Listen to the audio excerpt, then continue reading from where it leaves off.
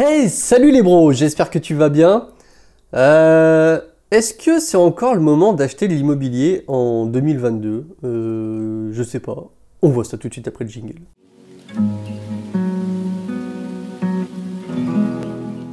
Avant toute chose, comme d'hab, le petit pouce bleu, la petite cloche, le petit abonnement, ça fait grave plaisir. Tiens, d'ailleurs, tu connais la blague du mec sans pouce?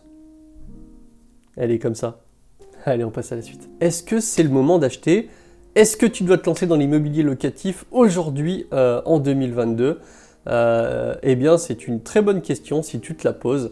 Alors sache que j'ai tendance à dire que le meilleur moment pour investir, c'était il y a 20 ans. Le deuxième meilleur moment, c'est maintenant. Alors c'est sûr que aujourd'hui, avec ce qui se passe, avec l'inflation, avec les conditions bancaires qui se durcissent, les histoires de taux d'usure, les taux de crédit qui remontent, c'est pas pareil aujourd'hui, c'est une réalité, hein. C'est un peu plus dur aujourd'hui d'acheter de l'immobilier locatif que quand par exemple moi j'ai attaqué en 2015 où on donnait des crédits plus facilement, les taux étaient super bas, tu faisais plus de cash flow, etc. Ça, je suis d'accord avec toi, c'est une réalité. C'était plus facile dans les années 2015, 2016, 2017, même jusqu'à très récemment 2019-2020. Aujourd'hui, les banques te suivent moins, il y a plus de refus bancaires, c'est plus compliqué d'obtenir des financements. Mais si jamais t'as pas commencé et que tu veux commencer quand même l'immobilier, sache que c'est toujours possible, ça sera simplement un petit peu plus difficile. Mais si tu as un bon profil bancaire, que tu n'as pas fait n'importe quoi, que tu n'as pas de crédit à la consommation, que tu finis pas tous les mois dans le rouge, que tu arrives à épargner et que tu présentes quand même des bons projets immobiliers, parce que forcément qui dit achat immobilier dit étude du projet par la banque de par sa fiabilité, parce que je te rappelle, si tu ne le sais pas, que la banque, ils vont simplement mesurer le risque encouru, le risque pour eux, le risque que tu ne rembourses pas tes mensualités, enfin voilà, ils mesurent le risque. Donc si tu présentes un bon projet, pour l'instant, il n'y a pas de raison que ça passe pas. En tout cas, sur ton premier achat, si tu n'es pas endetté à des millions, si c'est ton premier achat que tu n'es pas encore propriétaire, bien évidemment, si tu pars pas d'emblée sur un projet à 500-600 000 euros, et encore quoique, ça va vraiment dépendre de combien tu gagnes, combien tu as de côté, la viabilité de ton projet. Mais sur des projets classiques à 200-300 000 euros, il n'y a pas de raison que ça ne passe pas. Bien évidemment, si jamais tu as un refus bancaire, il ne faudra pas s'arrêter à la première banque. Et d'ailleurs, je te conseille tout simplement d'emblée de déposer ton dossier de projet sur plusieurs banques. Et puis s'il y a plusieurs banques qui te répondent positives, eh ben, tu n'auras plus qu'à choisir la banque que tu veux. Parce que le problème, c'est que si tu déposes ton projet auprès d'une seule banque, et que tu attends et que tu as une réponse, enfin du moins un refus au bout de quelques semaines, tu vas devoir passer par d'autres banques ou par un courtier et encore attendre des semaines qui passent jusqu'à avoir une réponse.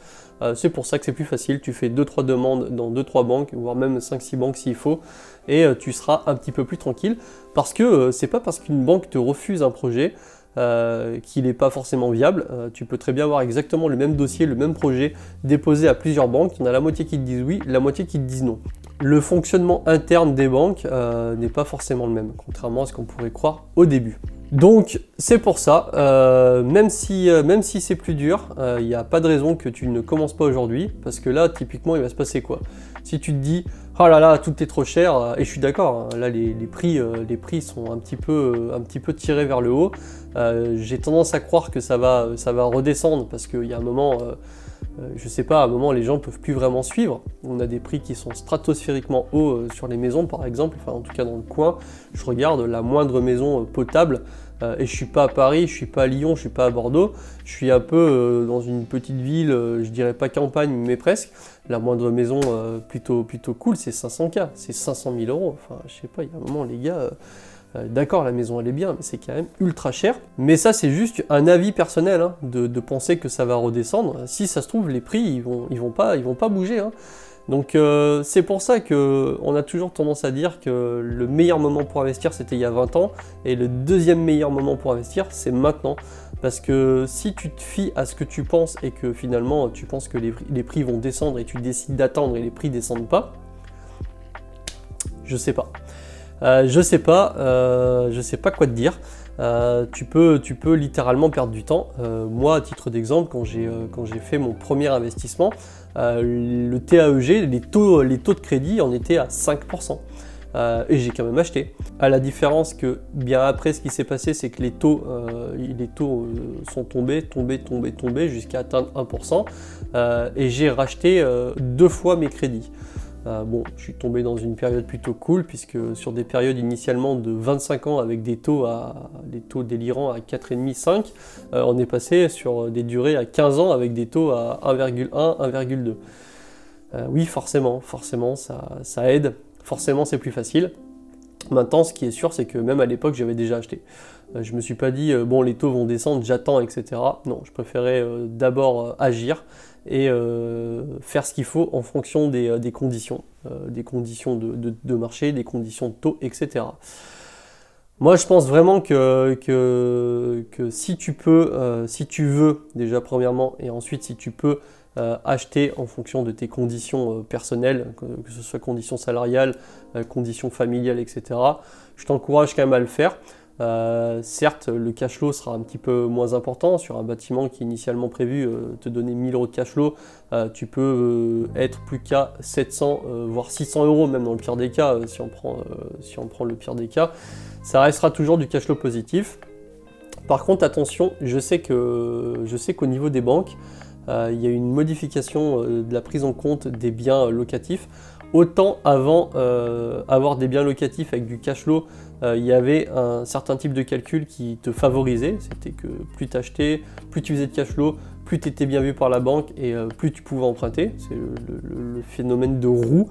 Là, avec le HCSF et les nouveaux taux et les nouvelles conditions bancaires, c'est quand même un petit peu un handicap que d'avoir du locatif à côté, en tout cas plus qu'avant.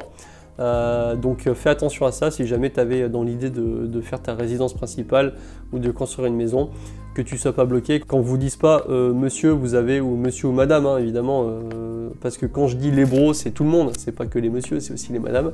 Je sais qu'il y a un pourcentage de gens féminines qui regardent mes vidéos, donc merci mesdames. Mais voilà, que tu ne te retrouves pas bloqué tout simplement avec un endettement trop important et que tu puisses pas mener à bien un projet du type résidence principale. C'est ce qu'il faut savoir. Mais encore une fois, si tu es sur cette chaîne, c'est pour faire les choses bien. Moi ici, je suis pas là pour te dire achète tout n'importe quoi. Je suis le premier à te dire qu'il faut du cash flow positif, qu'il faut vraiment avoir un truc sérieux, qu'il faut faire du 10%. T'achètes pas si c'est pas excellent. Si c'est juste moyen bon, t'achètes pas. C'est aussi simple que ça. Tu es sûr comme ça d'acheter que des bonnes affaires et même des très bonnes affaires. C'est que des avantages. Pour la revente, t'es avantagé, ça peut aller vite. Tu peux faire de la plus-value et au pire des cas, t'as pas de plus-value mais t'as revendu instantanément. T'as du cash flow positif. Enfin bref, vraiment, je te le dis encore une fois. Ok, tu fais de l'immobilier. Par contre, tu fais de l'immobilier intelligemment.